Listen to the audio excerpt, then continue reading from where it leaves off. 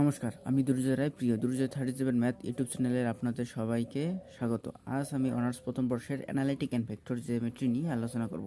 Analytic and vector geometry chapter 2 যুগল সরলরেখার একটি ভেরি ইম্পর্টেন্ট ম্যাথ সলভ করব। তাহলে চলো শুরু করা যাক। এক্সাম্পল 13 নম্বরটা আমরা সলভ করব। এক্সাম্পল 13 আছে। এক্সাম্পল 13 বলছে 12x² plus 7xy minus 10y² plus 13x plus 45y minus 35 equal 0 সমীকরণ। এত একটা সমীকরণ দ্বারা সূচিত সরলরেখা যুগলের অন্তর্ভুক্ত কোণের সমদ্বিখণ্ডকের সমীকরণ নির্ণয় করো। তাহলে এই সরলরেখা যুগলের অন্তর্ভুক্ত কোণের সমদ্বিখণ্ডক সমীকরণ নির্ণয় করতে বলছে। তাহলে চলো আমরা এই ম্যাথটা সলভ করি। তাহলে এখন আমরা করব এক্সাম্পল 13 নম্বরটা সলভ করব। এক্সাম্পল 13 নম্বরটা আমরা সলভ করব। তাহলে প্রদত্ত সমীকরণ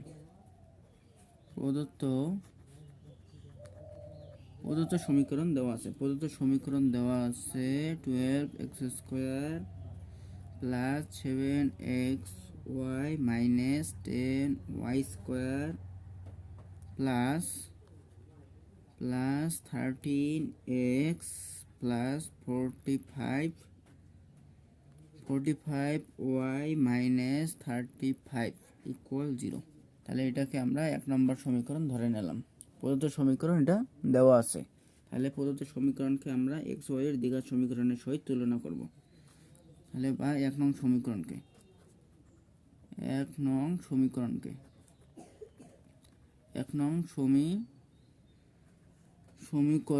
সমীকরণকে দ্বিঘাত সমীকরণের সাথে তুলনা করে পাই।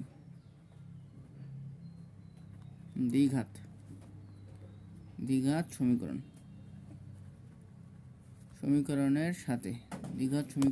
সাথে তুলনা করে পাই।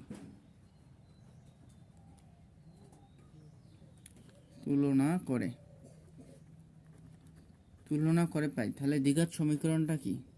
দ্বিঘাত সমীকরণের সাথে আমরা যদি তুলনা করি তাহলে দ্বিঘাত সমীকরণটা হচ্ছে ax² plus 2hxy plus by² plus 2gx plus 2fy plus c এটা ইকুয়াল 0। এটা হচ্ছে সাধারণ দ্বিঘাত সমীকরণের সমীকরণ।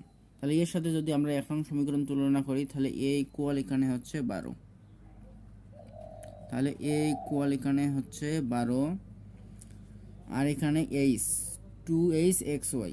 তাহলে এখানে h ইকুয়াল হবে 7/2। তারপরে এখানে b y² আর এখানে আছে মাইনাস 10y²। তাহলে এখানে b হবে -10। তারপরে 2gx। তাহলে এখানে আছে x এর এখানে আছে 2g আর এখানে x এর সহগ হচ্ছে 13। সুতরাং আমরা g ইকুয়াল লিখতে পারি 13/2। তারপরে 2fy আর এখানে 2fy আর এখানে 45y। তাহলে আমরা f ইকুয়াল লিখতে পারি 45/2 আর এখানে প্লাস c আর এখানে -35। তাহলে আমরা c ইকুয়াল লিখতে পারি -35 লিখতে পারি। তাহলে এটাকে আমরা সমীকরণের সাথে তুলনা করলাম। এখন আমাদের প্রদত্ত সমীকরণের ছেদবিন্দু আমরা নির্ণয় করব। এই সমীকরণটা যে আছে এটার ছেদবিন্দু নির্ণয় করব। তাহলে প্রদত্ত সমীকরণ দ্বারা তাহলে এখানে লিখি প্রদত্ত সমীকরণ দ্বারা সূচিত সরলরেখা দ্বয়ের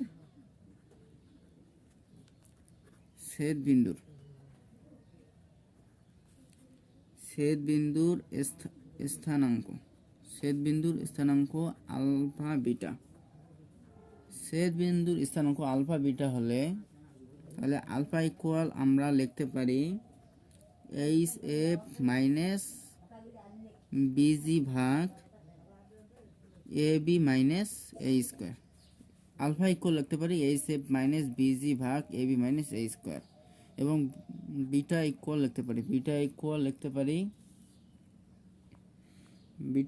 আমরা লিখতে পারি জিএইচ মাইনাস এ ভাগ এবি মাইনাস এ স্কোয়ার, তাহলে আলফা ইকুয়াল এটা, বিটা ইকুয়াল এটা। তাহলে এখন আমরা মান বসাই। এইচ এর মান হচ্ছে 7/2 আর এফ এর মান হচ্ছে 45/2 মাইনাস বি এর মান হচ্ছে -10 এবং জি এর মান হচ্ছে 13/2 ভাগ, আর এর মান হচ্ছে এখানে 12 আর বি এর মান হচ্ছে -10 এবি মাইনাস এ স্কোয়ার হচ্ছে এখানে 7/2 তার উপর এ স্কোয়ার। তাহলে এটাকে যদি আমরা ক্যালকুলেশন করি, যেহেতু আমার কাছে ক্যালকুলেটর নাই, আপনারা ক্যালকুলেশন করে নেবেন। এটা যদি আমরা ক্যালকুলেশন করি তাহলে এখানে আসে -575 ভাগ এখানে 529। এটাকে যদি আমরা কাটাকাটি করি তাহলে এখানে আসছে 25/23 আসে, 25/23 আসে। সেম এখানে বিটার এখানে আমরা মান বসাবো। জি এর মান হচ্ছে 13/2, এইচ এর মান হচ্ছে 7/2 মাইনাস এর মান হচ্ছে 12 আর এফ এর মান হচ্ছে 45/2 আসে, ভাগ এর মান হচ্ছে 12, বি এর মান হচ্ছে -10 মাইনাস এ স্কোয়ার, এইচ বলতে 7/2 তার উপর স্কোয়ার।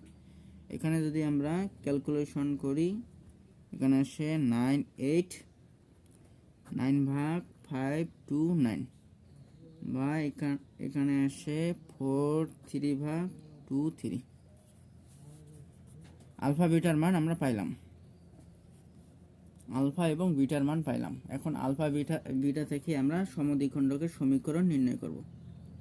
তাহলে এখন আমরা লিখতে পারি সুতরাং প্রদত্ত সরল রেখা দ্বয়ের মধ্যবর্তী কোণের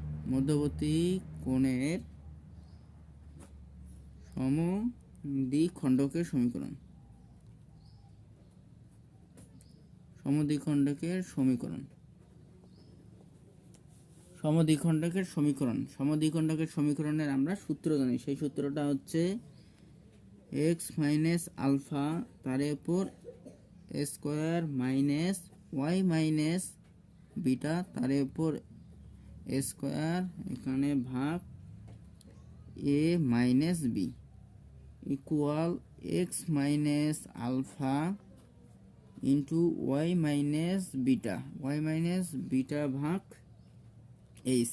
এটা আছে সমদ্বিখণ্ডকের সমীকরণ নির্ণয় সূত্র। এক্স মাইনাস আলফা তার উপর whole square minus Y minus beta তার উপর হোল স্কোয়ার ভাগ এ minus B equal x minus alpha y minus beta ভাগ এইচ।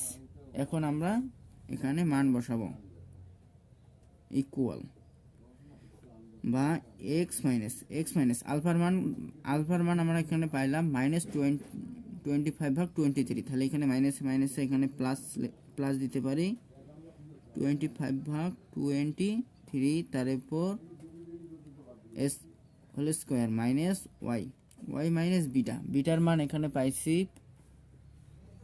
43/23 তার উপর স্কোয়ার ভাগ এর মান তো আমরা জানি 12 মাইনাস বি এর মান হচ্ছে -10, তাহলে মাইনাসে প্লাস 10 হবে, এখানে হবে +10 ইকুয়াল এখানে হচ্ছে X plus 25/23 into Y minus বিটার মান হচ্ছে 43/23 ভাগ এইচ এর মান হচ্ছে 7/2। এখন এখানে আমরা কাজ করব, এটাকে এটাকে আমরা যোগ করব আর এটাকে আমরা বিয়োগ করব, তাহলে এটুকু এখানের কাজ সেম, এখানেও এইটুকু এখানে আমরা এখানে যোগ আর এখানে বিয়োগ করব, মানে এখানে যোগ বিয়োগটা করে নেব, মানে এখানে কাজটা একটু ছোট করে নেব। তাহলে ছোট করতে হলে এটাকে আমরা একটু ভগ্নাংশের যোগ বিয়োগ করব এখানে। তাহলে এখানে সুবিধাতে আমি লাইনটা আবার লিখলাম। এখন এটাকে যদি আমরা ভগ্নাংশের যোগ করি তাহলে এখানে হবে 23x প্লাস 25 ভাগ এখানে 23, তারপর স্কোয়ার এখানে হবে মাইনাস 23 মাইনাস 23y মাইনাস 43 ভাগ 23, তারপর স্কোয়ার, আর এখানে হবে 10 আর 12 যোগ করলে এখানে 22 আসে, ইকুয়াল যে 7 ভাগ 2, তাহলে 2 এখানে গুণ অবস্থায় আনা যায়, 2 ইন্টু এখানে আসে 23x প্লাস 25 ভাগ 23, আর এখানে আসে 23y মাইনাস 45 ভাগ 23, আর এখানে ভাগ 7 আসে। তাহলে বা এখান থেকে যদি আমরা 23 যদি কমন নেই, তাহলে এখানে আসে 1 ভাগ 23, তারপর স্কোয়ার ইন্টু 23x প্লাস 25, তারপর হোল স্কোয়ার, এখানে মাইনাস, এখান থেকেও যদি আমরা 1 ভাগ 23 যদি কমন নেই, তারপরে এখানে স্কোয়ার হবে, আর এখানে হবে 23y মাইনাস 43, তারপর হোল স্কোয়ার, আর এখানে হবে 22 ইকুয়াল, এখান থেকে আমরা যদি 23 যদি কমন নেই, তাহলে এখানে 2 ইন্টু 1 ভাগ 23 কমন নিলে এখানে আসে 23x প্লাস 25, আর এখানে ইন্টু এখান থেকে যদি আমরা 1 ভাগ 23 যদি কমন নেই, তাহলে এখানে আসে 1 ভাগ 23, তাহলে এখানে লেখা যায় 1 ভাগ 23, তার উপর স্কোয়ার লেখা যায়, আর এখানে আসে 23y মাইনাস 45, আর এখানে ভাগ আসে 7।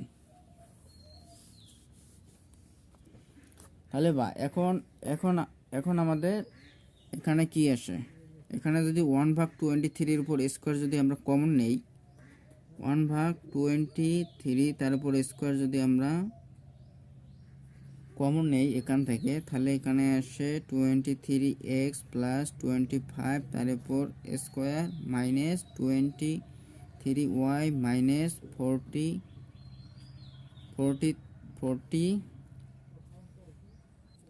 সরি, এখানে 43 হবে, আমি 45 লিখছি, এখানে হবে 43, তার উপর হোল স্কোয়ার, এখানে ভাগ আসবে 22 ইকুয়াল এখানে যা আছে ঠিক তাই থাকবে, এখানে 2 ইন্টু 1 ভাগ 23, তারপর স্কোয়ার, তাহলে এখানে আসে 23x plus 25 into 23y minus 43 হবে এখানে, আর ভাগ এখানে 7 আছে, 7 এখানে লিখলাম। এখন আমাদের কাজ এখানে আছে 1 ভাগ 23 উপর স্কোয়ার, এটা এখানে গুণন অবস্থা আছে, এটা যদি এইদিকে আনি তাহলে এখানে ভাগ অবস্থায় এসে যায়, তাহলে 1 ভাগ 23 উপর স্কোয়ার ভাগ 1 ভাগ 23 উপর স্কোয়ার, তাহলে এখানে কাটাকাটি যায়, তাহলে এখানে ভিনিশ হয় 1 ভাগ 23 উপর স্কোয়ার, এখানে ভিনিশ হয়ে যায়। তাহলে আর এখানে আছে 22 এখানে ভাগ অবস্থায় আছে, এদিকে যদি আনি এখানে গুণ হবে, আর এখানে 7 ভাগ অবস্থায় আছে, এদিকে আনলে এখানে গুণ হবে। তাহলে আমরা 7টা এখানে আনলাম, 7 এখানে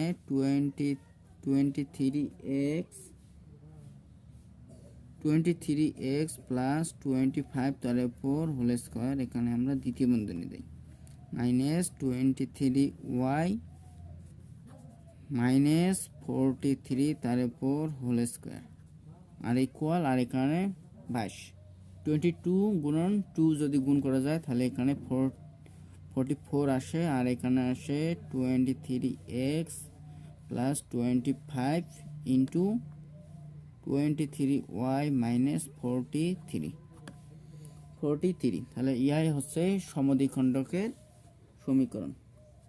তাহলে ইহাই নির্ণেয়